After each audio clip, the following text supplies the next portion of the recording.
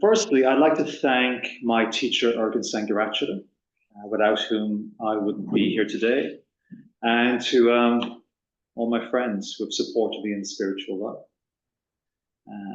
And to my friends in India who may be watching the recording, Jai Bin. I'm going to give a talk today about the Metta Bhavana practice and offer three modes that you can enter to do the practice. Doing, becoming, and being. 1, 2, 3. For those who haven't done it yet, the Metta Bhavana practice helps you to develop a sense of care for yourself and others, and potentially a greater intimacy with life. The Metta practice is linked with the Karaniya Metta Sutta, the Buddha's words on loving kindness. And I'll read you a little bit. Even as a mother protects with her life her child, her only child, so with a boundless heart should one cherish all living beings, radiating kindness over the entire world, spreading upwards to the skies and downwards to the depths, outwards and unbounded, freed from hatred and ill will, whether standing or walking, seated or lying down, free from drowsiness, one should sustain this recollection. This is said to be the sublime abiding. But by not holding to fixed views, the pure-hearted one, having clarity of vision, being free from all sense desires, is not born again into this world.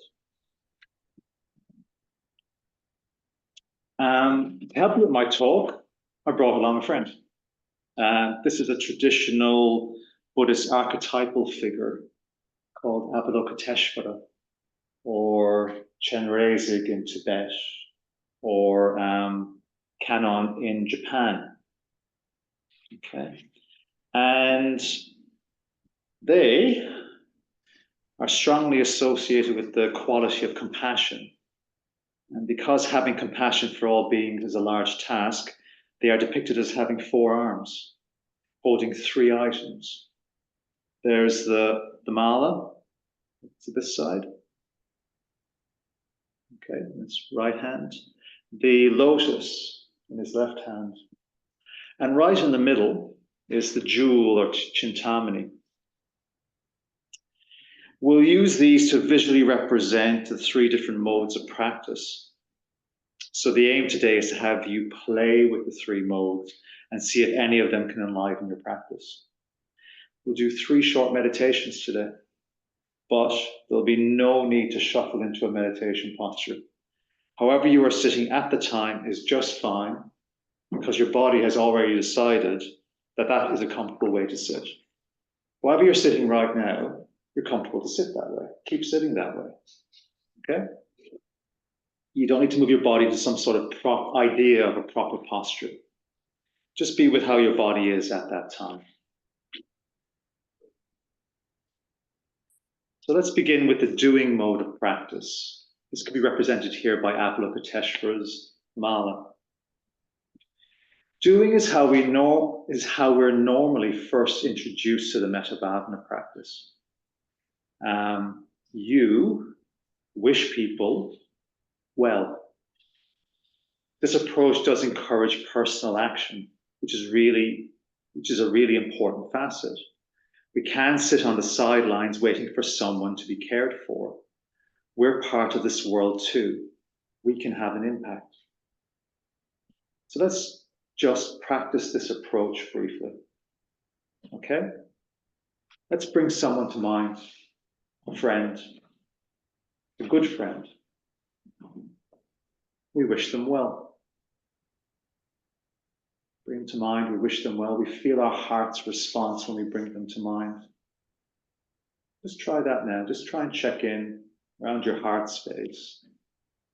With this person in mind, can you feel anything, any flicker, any softness or tenderness around the heart? Our hearts, in a way, go out to them. There's a connection between us and them. So just stay with that friend for a minute.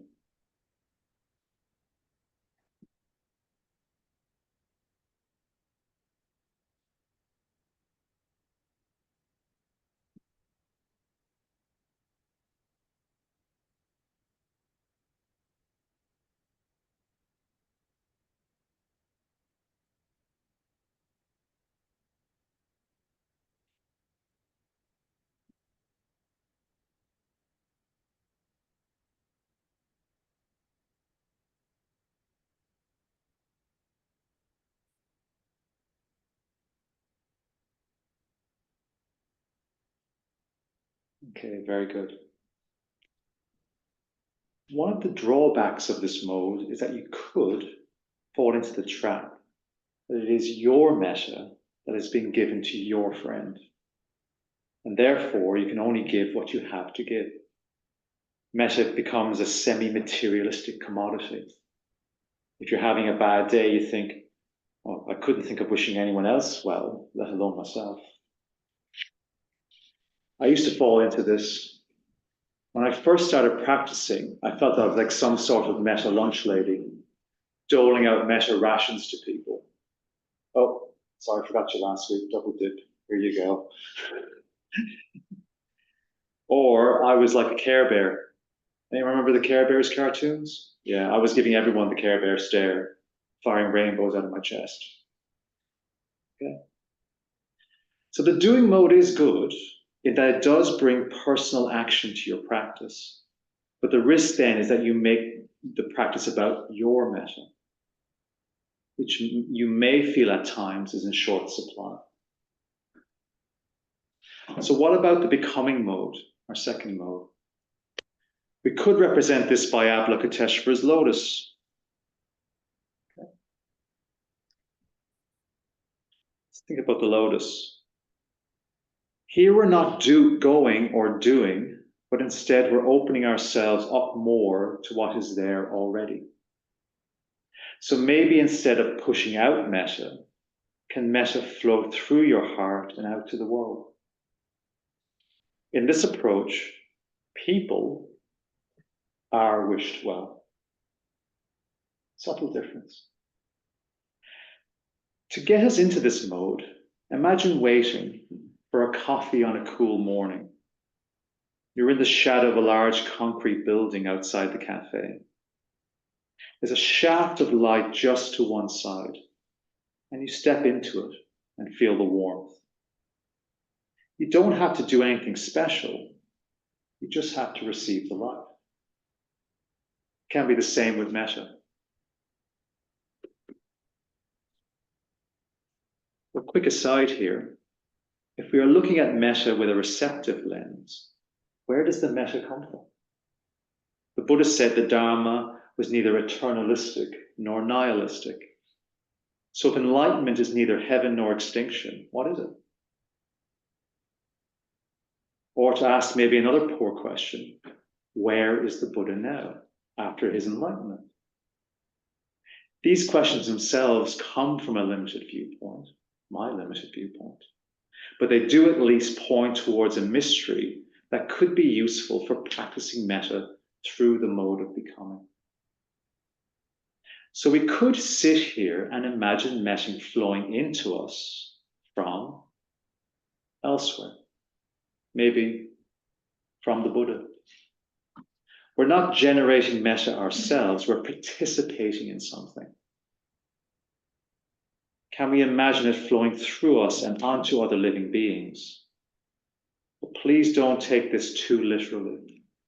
And maybe think if the windows and doors are closed in the shrine room, there's no way for metta to flow in. Or if we're in darkness at night and the metta can't shine on us. Hold this all very lightly. Metta isn't some thing we can grab and hold. So again, let's briefly try this out. Let's play a little bit. Let's do another little meditation. This time, bring ourselves to mind as you're seated here, okay?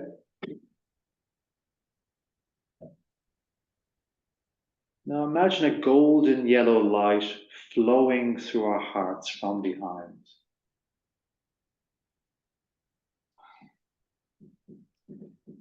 And then flowing outwards, going where it needs to go.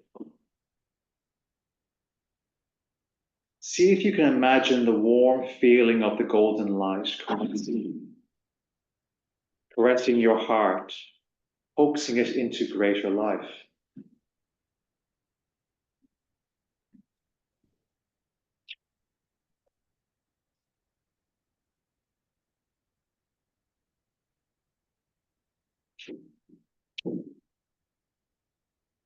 Letting that golden light flow through us, warming our hearts, Relax into this experience. Just bathe in the experience. Let the light expand to fill out your whole body. And also let the light flow outwards as well. It's not ours to restrict and keep.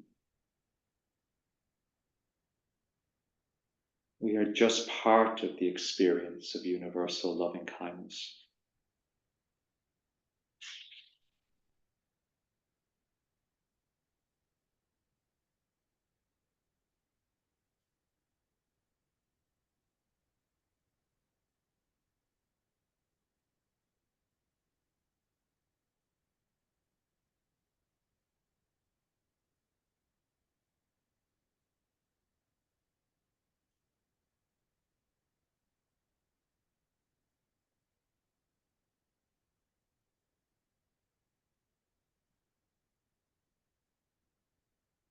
Okay. Now our last mode, being. Here we're going to be jewel-like. This is Avalokiteshvara's jewel in the middle of his two arms and the center of his being. We are trained from an early age to value growth and progress instead of getting more intimate or close with what already is. In school and life, you're rewarded for giving answers that others deem to be correct and punished when you get them wrong. This way doesn't necessarily encourage discovery, but does encourage following a set path. This is the path of doing. And we do in order to become something. We do well in school to become a doctor or a lawyer or something. But if you were to die tomorrow, there would be nothing left to do in this life. Nothing to become.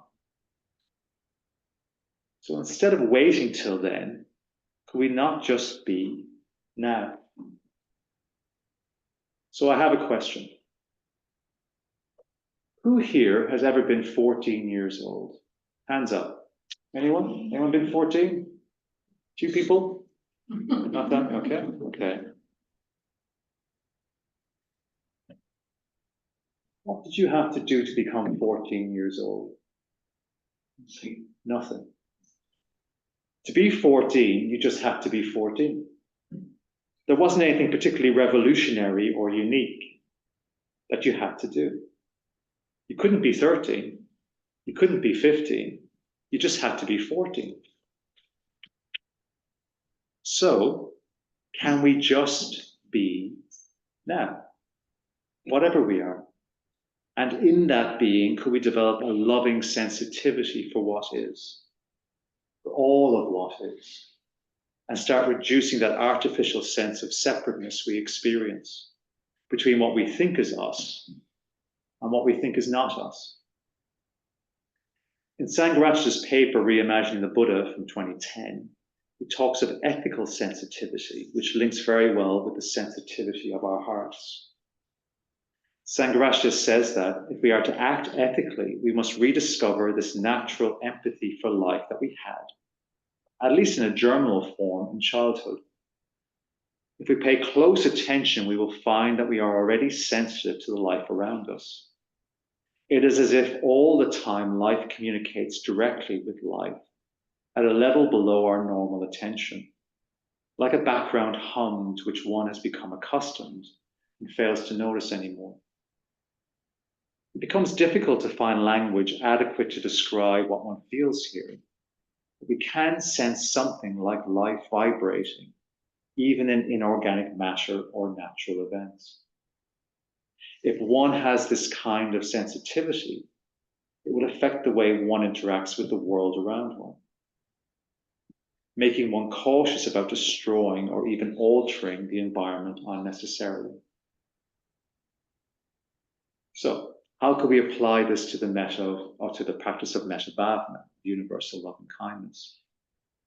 If we imagine doing and becoming as two poles, one of action, one of receptivity, being could be something between these, but not a compromised blending of the two, instead a mode that transcends the two.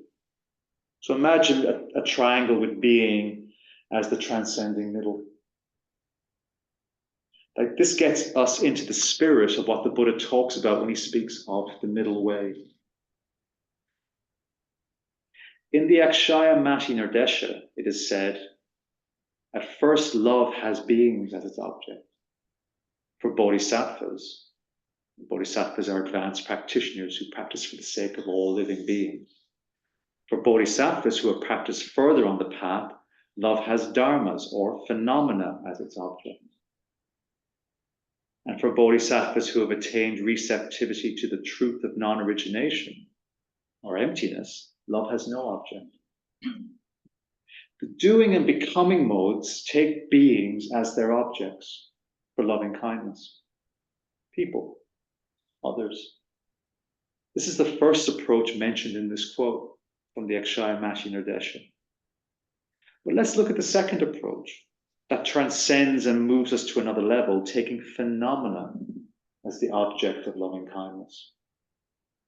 What if we met every aspect of our experience with care and love? Everything we hear, everything we see, everything we taste, touch, and smell, every thought that crosses our minds. What if we received all of that with care and love? Let's do our last little meditation.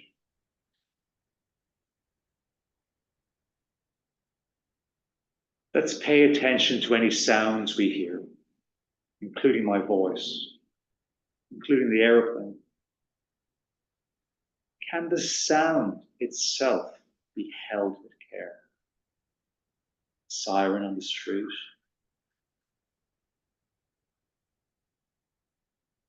Just meeting that sound with care.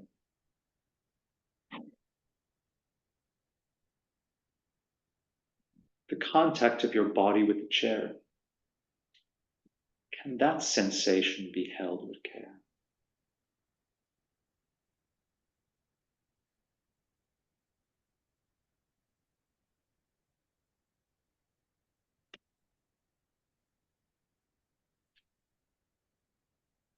The moist sensation in our mouths. Can that be met with care?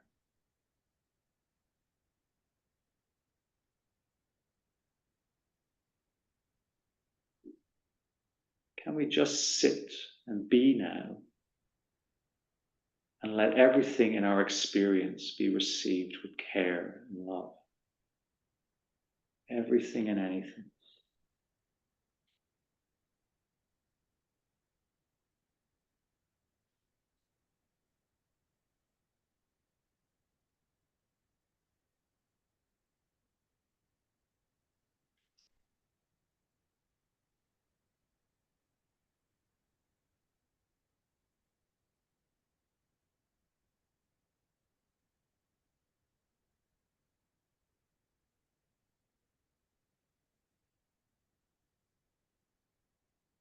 Okay, very good.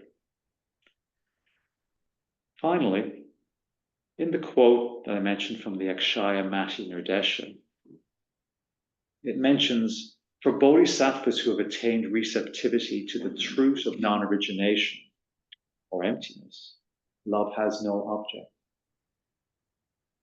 This is something I haven't explored yet, but as Sangharakshita told me once, there's always more to learn.